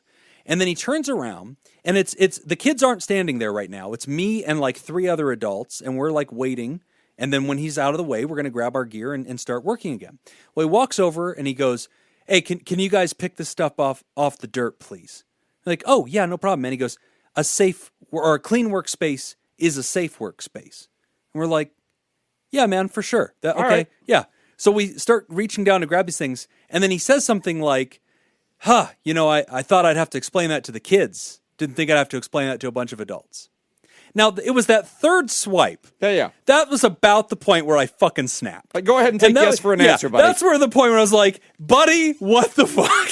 Like, we are grown-ups. We're looking at you right in the face. There's no cameras. Who are you doing this for? Like, what is this? Why the condescending? Like, we're just 4 dudes standing next to each other, 1 foot apart, looking each other in the eyes. I'm about to sweat with you and chop down all this stuff. If you're having a bad day, I'm fucking sorry. But you work here. I'm a volunteer. I'm from Vegas. I'm with the Boy Scouts. And it was about this point, guys, where everything went black. I don't remember the rest. I'm rolling blank tape. But as the park rangers were putting me into the back of the cruiser, I felt I could have handled the situation differently. By you snapped. Yeah. I know exactly what happened. Go on. You did exactly what he told you to do. Yeah. Promptly. And you quietly walked away. Yeah. I actually got him a water. Okay. I just want to set everyone's expectations. Well, to what actually happened. All right. So, thanks for embarrassing me in front of our new friends. But I'll tell you what, Nick. I'm trying to seem tough. While walking away, he was slightly frowning. Yeah, and he was imagining all the stuff he would have done. You're embarrassing me. Okay? I'm trying to seem tough in front of our California friends. They say that Jim guy's a badass. Yeah, I'm but sure. But now they know that I was secretly sad that the man didn't like me. All right. And then I ran and got him a water. And I said, "Hey, buddy, I was getting myself a water. I got you one too." And then I cleaned up everything, and I tried to help extra to earn back his respect. But I was mad about it, goddammit. And then 5 minutes later, when that guy had put his water on the ground, Jim went over and was like, "Hey, you mind picking that water up?" Thought I'd have to tell the kids this, but I didn't think I'd have to tell you. That's polluting. Yeah. So anyway, mindfulness, I think, is where I was going with this. You know, Ryder, you sit down, you ask yourself, what am I feeling right now? And you say, you know what? I notice the presence of anger. And like Nick said, you peel the layers back and then you go, okay, why am I angry? Well, that guy insulted me. And I feel a little bit embarrassed, and I feel a little condescended to, and I don't like that. I feel, okay, that's the primary emotion. I'm not angry first. I'm embarrassed first. I'm humiliated first. I'm insulted first. I feel made awkward. I feel hurt. I feel like, well, now I don't feel like, you know, I did a good job here, and I don't think you like me. I feel rejected. I feel I feel like my integrity is questioned. Those are first emotions. And when we can do what Carrie's and Ben talking about, mindfulness is bringing those things all on the stage and accepting them. Not having a critical opinion about them, but saying, okay, that's present. That's here now. And then talking to yourself and giving yourself permission to allow that to leave now. Well, I acknowledge I felt insulted and I feel a little silly and embarrassed in front of this guy. He has a cool chainsaw. I have a rake, and apparently I fucked up holding a rake. I had one job, and somehow I didn't do that very well. I'm embarrassed and I feel silly. You keep expecting. I feel like you're expecting Nick or I to jump in I don't know what and he's say thinking. why you shouldn't be embarrassed Really by not appreciate being able to you guys. operate the rake. Really appreciate the teamwork we got going on. But yeah, we're running a clinic right now on how to do this. I think we're all on the other guy's side on this It's one. fine. definitely. I'm on team mindfulness. I'm coming full circle. All right, whatever. Anger person, thank you for writing in. I think that we're trying to give you feedback from a lot of different angles, but at the end of the day, we want to go with Ben's point. We want to normalize this. We want to acknowledge that overall, you're making progress. And you know what? There's a lot of variations of doing this. And I appreciate Carrie's point that, hey, you know, be mindful about some of this because you might actually be kind of reinforcing some of this anger more than you realize. You're kind of drinking Dr. Pepper during a marathon. It's not quenching your thirst. It's making you thirstier. Mm-hmm. And that might be happening here. And remember, don't leave your shit on the beach because the landscaping man will insult you. That's the theory. All solid advice. Full circle. We're going to take another quick break, and when we come back, we're going to talk about attraction trauma. You're listening to Pod Therapy. Today's episode is brought to you by Robert Brownie Jr., Mintz, Kayla Lansbury, Cindy Ash, Kevin Chamberlain, Ben Stanley, Adam Hathaway, Myra, Lib, and Heyo. Heyo! Would you like to sponsor the show? Become a therapy producer. Patreon.com/therapy. Second trivia question. Continuing on with our lyrics. Come on, Team Pod Therapy. We got to put one in. Oh, okay. We're a team? Well, you can't I feel answer. pretty confident I got this one. Yeah. Hey, I'm not going to call you out for cheating. I don't give a shit. Rig the game. 1 point to name the song. 1 point if you also know the band. Oh, all right. I'm screwed. Okay. Unless it's Here we Backstreet go. Boys, I'm fucked. It's more Paul Simon. To you, I'm a toy, but I could be the boy you adore if you would just let me know. Although you're untrue, I'm attracted to I'm attracted to you all the more. Why do I need you so? The hell? I have no idea. You got anything, Jacob? I got nothing. All right, Carrie, what do you think? None. Nothing. I have no clue. Can you sing it, Nick? Yeah. No, but I'll repeat it. To you, I'm a toy, but I could be the boy you adore if you just let me know. Although you're untrue, I'm attracted to you all the more. Why do I need you so? And we're filling in a blank? Hey. Where's the blank? No, there's no blank. No, name the song. Oh. And the artist. Oh, fuck me. I don't know. Do you guys have a guess on this? It's so hard because the line is to you, I'm a boy, but you said it's a band. So Yeah. is it a boy band? Ooh, No. Okay. I'm attracted to you. I feel like that Oh, one bit is helping me. It should be Yeah. because I've watched you sing this song What? at karaoke. Whoa! Oh! That can't be possible. Plot Yes. twist. Matter of Wow. fact, I sang it with you. What? Say it again. Say the lyrics again. Sing it. Sing All right. it. Everyone wants you to sing it. You sang not gonna. Justin Bieber, Go Love Yourself. That's what Yeah, you sang to I me on did. my birthday. I did. Yeah. But this one was later on He in the night. serenades me, by the way. Be jealous. To you, I'm a toy, but I could be the boy you adore if you just let me know. Ba-da-da. Ba-da-da. Although you're untrue, I'm attracted to you all the more. Ba-da-da. Why do I need you so? Hey. Hey, baby. Try to find, hey, a little time, and I'll make you, hey, I'm here beside the phone waiting for you. Oh, oh, what do you build me up? Build me a buttercup, baby, just to let me down. All right, now and mess me around, and then worst of all, you never call, baby, when you say you will. But I love you still. I need you. You more than anyone, darling. Don't let this break us apart. So build me up, buttercup. don't break my heart. Bum, bum, ba-dum, ba-dum, ba-dum. Who sings it? Oh, fuck, I don't know. Ben Stiller. Correct. Is Ben Stiller and Cameron Diaz. I've seen the movie. Yeah. Do you not know this? Guys, know who now that sings I've it. given you the song, can you get the artist? No, I don't know who sings it. Okay, so I'm going with at least the song title. That's a point, Yeah, right? yeah. Which is what? Fuck, is it Buttercup? Build Me Up Buttercup? I think it's Build Me Up Buttercup. Let's go with Build Me Up Buttercup. But if it's any portion of that, we reserve the right to be correct. You sang it, so I'll Claim give you. it. You just gotta claim victory out of the sky. It is. Build Me Up All right, Buttercup. I'm going with Van Halen. Final Okay. answer. Yeah. Good move. All right. I don't know. The most important part of a house. The foundation. The Doors! Got it. Was it The Doors? No. The Doors is a Foundation. band, though, The isn't Foundations. it? Shit. Wait, it was The Foundations? Yes. Oh. I think Doors are important, too. I mean, the Foundations were the Van Halen of their time. as has been said. And I agree that doors are important in a house. Yeah. Yeah. Otherwise, it's hard to get in. Yeah. Yeah. I'm really proud of everybody on this one. Yeah. Yeah.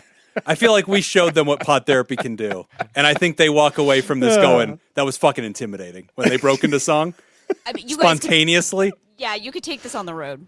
Honestly, This is how we Yeah, do. This is how we do absolutely. therapy in Vegas. All right. Did we all Jim's lose not allowed points? on roads. Have we all lost points as a result of the Yeah, last I 5 No, minutes? we're all better for this. No. We've all gained points. We've all lost respect. Yeah. There's always a trade, man. All right. We got our last question for the night. Attraction trauma from Faye K. Hey, Nick, Jim, and Jacob. Parentheses, and Carrie and Ben today. I listen to your show often, especially when I'm feeling anxious, as I often do, and it helps me calm down. I've had anxiety and major depression almost all my life, but I've been in therapy for 3 years and been taking medication for about a year. I'm 23, female, and my pronouns are they, he, and she. I keep developing romantic feelings for people around me that I feel are inappropriate or bad for me. I started having feelings for a coworker about a month ago. He's a 50-year-old male. We'll call him S. I've worked with S for about 10 months. Then suddenly it hit me. I was attracted to him and started feeling nervous around him. I believe that he's interested in me.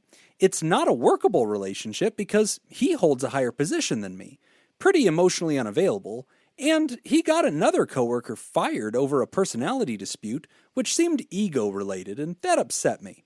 I feel shame to start because I'm confident my coworkers would dislike me if they knew how I felt. S had butted heads with a lot of my coworkers. I get intrusive thoughts all day about S. It becomes overwhelming. If I talk to him at work or have a good interaction, it feels like a literal high. A negative experience gives me the polar opposite reaction. Either way, I end up burned out from all the energy it takes. Some days I feel in control and the anxiety is tolerable. I'm realistic about my feelings and my experiences. Other days, I feel like I lose my head one way or the other, and I feel worn out when I get home. I'm desperate to connect with people as I'm chronically lonely, even when I'm around people. It drives me nuts thinking I have a connection in front of me that I shouldn't reach out to, and feelings that I shouldn't express. I alternate between acceptance and happiness, self-hatred and shame, and depression. The intrusive thoughts about S are starting to appear with intrusive thoughts about hurting myself, like scratching myself hard, crashing my car, falling, etc. And it feels relieving to think those things. I've been trying to process these feelings through journaling, drawing, and trying to redirect this energy toward myself, but I still have these torturous feelings cropping up consistently. I've lived this scenario so many times with other people. I'm trying to act as true as I can and not suppress my feelings and show up for myself. A lot of this attachment trauma comes from my family, but it seems like I'm wired the wrong way. Why do I keep finding these unsuitable people and forming such strong attachments? I don't want feelings of attraction to be coupled with shame, anger, and even self-harm. What do I do? Thanks, Faye K. All right, so on this show, we get a lot of questions, and we've been doing this for several years now. 5 years. And people will start finishing their questions with, yeah, I know, get a therapist, but what else do you guys have? Yeah. Everybody's my witness. Yep. Faye did not say that. You fucked up, Faye. Yep. That was a gimme. Yep, I got this one. Nail it, baby. Slam dunk I it. think you should talk to a therapist. Boom! You've just been therapized. Now, that's a wrap. I do think, okay, so there's a lot of stuff in here. The self-harm, the self-intrusive, like those thoughts are very important. We want to pay respect to those. Yeah. And I admire your work so far. Everything you've done has been great. You've implemented some really good strategies as far as the journaling and all of that stuff to redirect that energy. And I think that's great. I think the one thing that's maybe missing in that is having somebody else to kind of bounce that off of. Right. And help guide and facilitate that process. So that's why I'm going to start off with saying, I think it'd probably be a good idea to actually have a therapist to kind of help out with this. I mean, you're doing everything great within your capability of doing what you can. But I think it's time to call in some support. There's no reason that you have to do this on your own. Yeah. That's a great point. I mean, there's nothing wrong with being attracted to someone. The problem here is just the thoughts surrounding it. Right. I mean, you know that when you can and can't have a real relationship with a person, you have all of that kind of covered in your letter there. You understand that having a relationship with this person probably wouldn't work out very well for you. So I mean, you're doing all of that part already. So all you need is to just sit down and bounce these thoughts off of someone else. I think it's super healthy to do that. But, yeah. But Carrie, coming full circle on this, here are the writers saying, look, I'm in love with my boss, kind of. I mean, like, I'm in love with a supervisor. I have strong feelings for somebody, and I kind of can't do anything about it. And this has been percolating beneath the surface for so long. I feel weird now, and it's an emotional roller coaster, right? I long for them. I like them so much. And then sometimes I'm trying to hide that, and I'm feeling like ashamed of myself and pulling away. And I'm not just going to work, just doing what I'm supposed to do. I'm like constantly staring at and obsessing over this person who I can't have. Carrie, isn't this just a romance novel in the making? I mean, that's what this is, right? I mean, okay, Faye, I relate so hard to you. I want you to know I'm 40 now, and I remember this age, and I remember going through some, like, all my relationships felt like that. So I don't know. I want you to know that, like, there is also this, the reality is you're 23, your brain is still developing. And I promise you it gets better, because you're still struggling with emotional regulation at this point. You don't have it down yet, and your expectations, I think, might be extremely high for yourself, in terms of you just might not be developmentally there yet. I know you mentioned that you've been taking medication for about a year. I might wonder if you're talking about the intrusive thoughts and these the emotional, like, ups and downs with your doctor, whoever's prescribing the medication, because it might be worth switching it up and trying something different, because I know that I personally I experienced so much emotional dysregulation, and then when I went on Prozac for the first time, I suddenly realized what it felt like to not be at the mercy of those big feelings all the time. And that it was relief in and of itself to know that that there was another option. But I totally get feeling before having that option, like I didn't know what it could be like. So that's all to put out there. That doesn't help you a ton immediately, because I know going to work still sucks, and it's still a lot of big feelings all the time, but I do promise it gets better. Yeah, and you know what? I appreciate you kind of offering that humanization piece too, to relate and say, look, man, you're not weird, right? You're not strange. You're not like a weird monster. You're not like this creepy coworker. No. It's normal. We all work together. We're in ecosystems. We come to like each other. And I think especially supervisors and stuff, a lot of people are like, oh, that's weird. You're attracted to supervisor. No, you're all day trying to win this person's approval and are very aware that they see you and you would like to be admired by them and respected by them. That's like a heartbeat and an eyelash away from basically just being infatuated with somebody. Right? Like it's not that far on like the relationship triangle we all studied in grad school. It's like right there. And so I appreciate you humanizing that, but that's a great point. Talking about medication as well, because Faye says, hey, look, my backstory, all cards on the table here. I have struggled. I have got medication. This is important. And I appreciate you bringing that to the table and saying, look, emotional regulation is part of what these things do. If you're feeling poorly emotionally regulated, you're allowed to talk about that. Don't feel like that's off table, even with your doctor. They might not have an answer for that. They might say, hey, I actually don't think this is part of it. Hearing a closer, discussion of it, being able to ask follow-up questions, but still very relevant. And, Ben, when we're talking about this person's talking about intrusive thoughts. And I know that all of us in our chair as a therapist have heard people talk about that, this experience of like, I don't want to think this way. They pop into my head. And now I'm getting this place where I'm feeling shame, and now I'm even starting to turn my energy inward. And I even have intrusive thoughts, which are different than suicidal ideation, but intrusive thoughts of like, like jump off of something tall, like, hurt myself. Maybe that's because I feel so stuck or I feel like unrequited love. But Ben, what kind of feedback would you give, to the situation and to those things in particular? I mean, I read what Faye wrote, and it seems like they are doing more or less everything correct from the position with which I can make that judgment. We don't choose our feelings of attraction. We don't choose the thought that pops into our head. We have no control over those things. We have a lot of control over what we do with those feelings of attraction or with those intrusive thoughts, how we respond to them, what are the choices we make after we notice that they're popping up.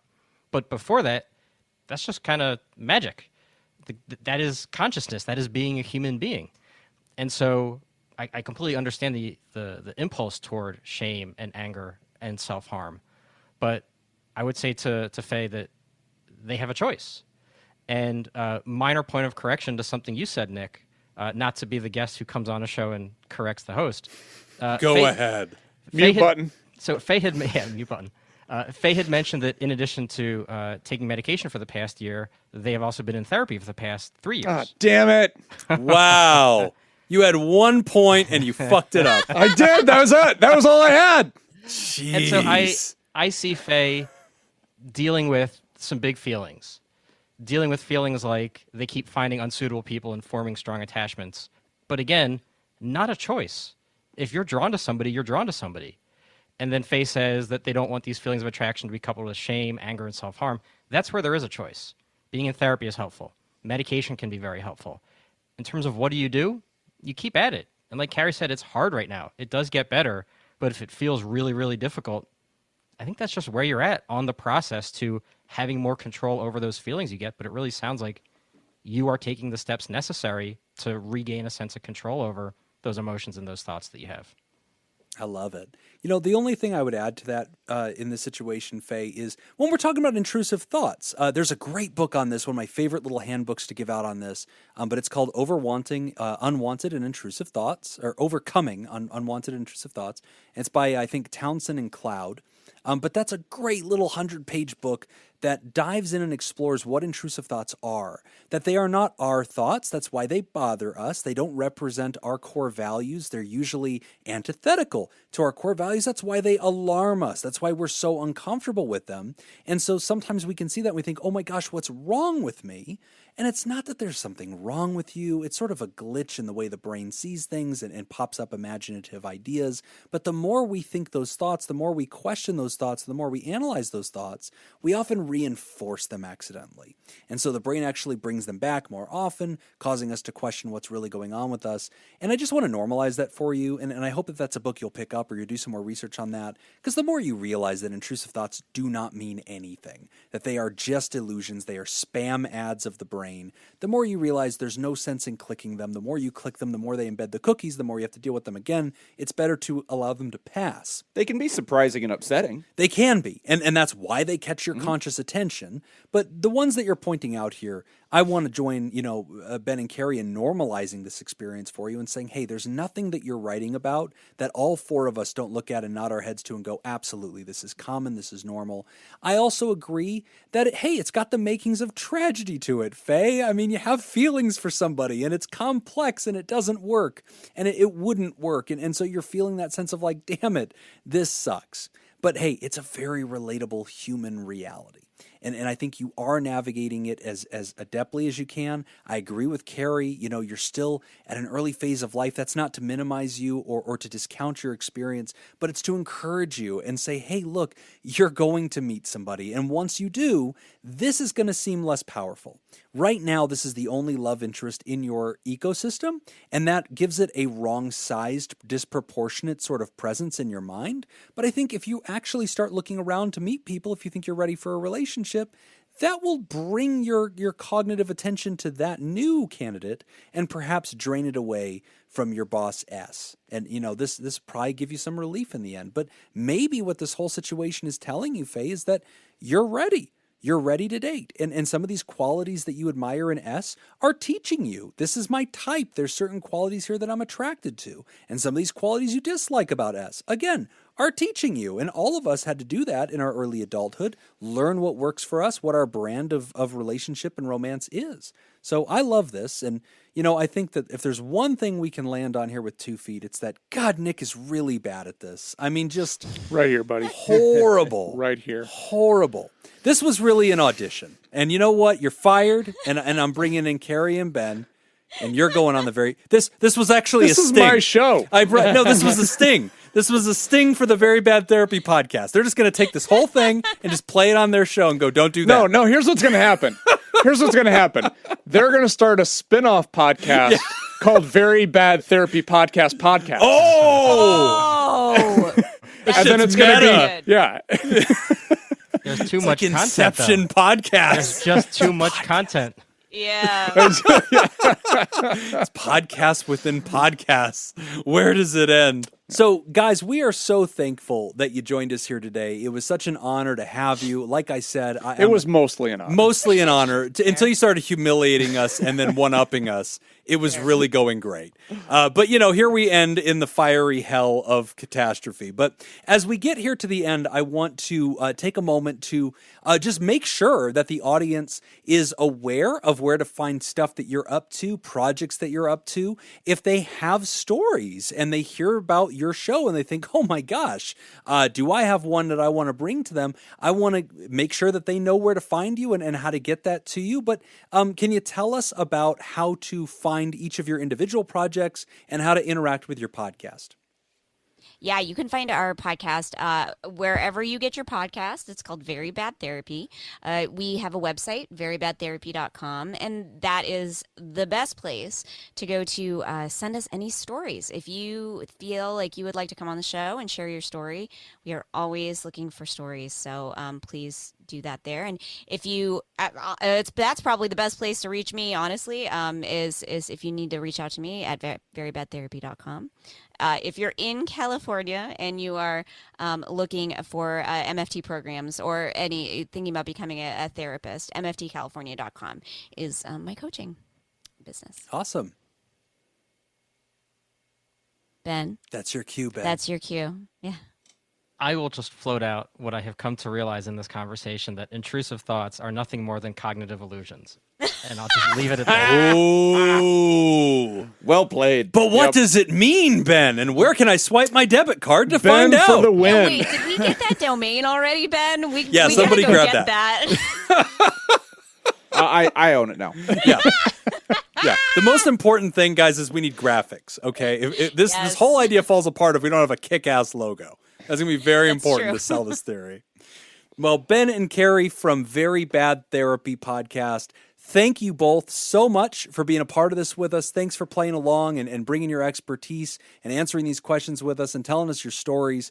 Looking forward to just being friends with you guys into the future. We hope to have you back here. I hope we can start making this kind of an annual thing and come back together because, hey, technically we're tied in trivia, so at some point down the road here, we got to have a shootout, and so we got to figure out which state's therapists are better at filling in random song lyrics. These are the questions of the ages. And so much pride is on the line. But thank you both for being a part of this. Thanks for taking the time. Really a pleasure to have you with us. Thank you guys. I had a blast. Thank you so much for having us. Thank you so much. Lots of fun. Oh, that was so good. That was fun. That was really fun. That was a great time. I loved having those guys with us. It's such a great show. And just listeners, check them out. Honestly, I found them organically. I'm already subscribed to them. I can't wait. It's a lot of fun. So awesome stuff. Thank you again, Ben and Carrie from Very Bad Therapy Podcast. And we covered all the bases. And you know what, Nick? I'm proud of us because, damn it, I really thought we were going to lose that trivia. But you know what? You softballed one. We didn't boy. quite lose it. You had my back. No, you knew what you were doing. I knew. Yeah, I know what's up. You helped me out. I'm not going to let our team lose. That's right. Now, if we got to stack the deck. Not when I'm the starting pitcher and the umpire. That's right. Yeah. You know what? We win at home. Right? Yeah. We have a winning tradition in this house.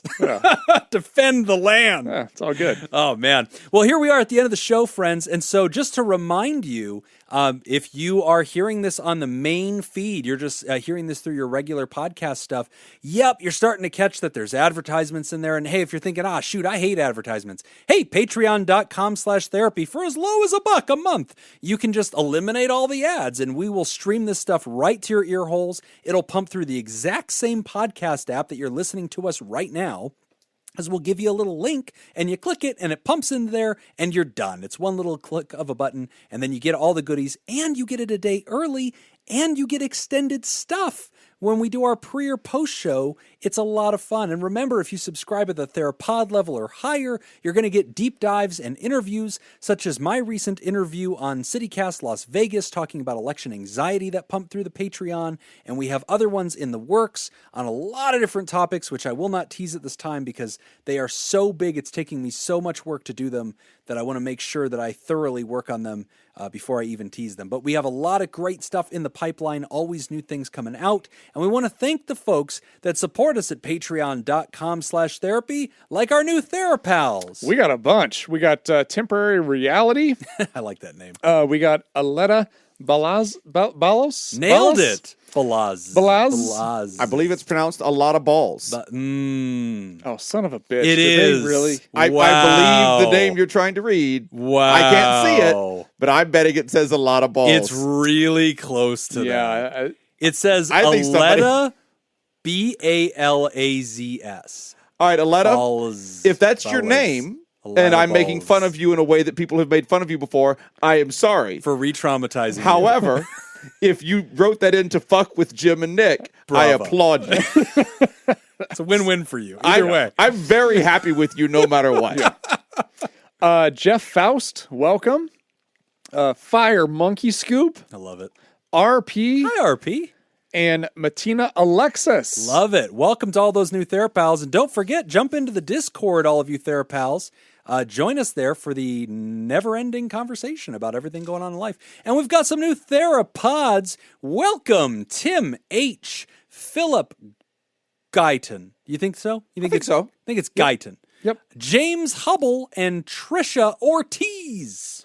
And our pterodactyls, 2 of which I think I left on here from last time. I but love we're it. so thankful. We're going to thank you again. Like them so nice. Andrew Langmead, Thank them twice. Now and Zen. Oh, no. I'm remembering these because from the emails I sent. Yeah. Now and Zen, welcome. And Celeste Quintero. I say it's Quintero.